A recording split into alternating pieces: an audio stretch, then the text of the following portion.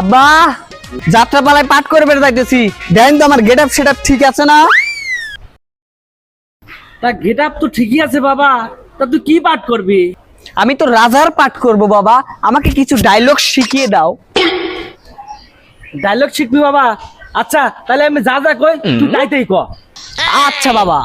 বাড়ির যেদিকে তাকাই চারদিকে শুধু ঘোর অন্ধকার দেখি।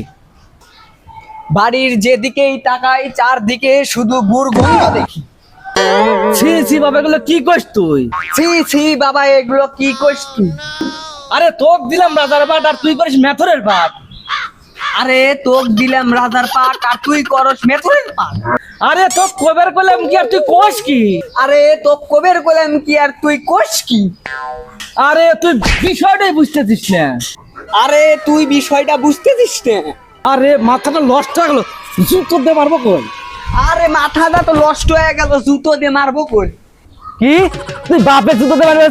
দাঁড়া হুমুদের যাত্রা পালাকে ছুটল।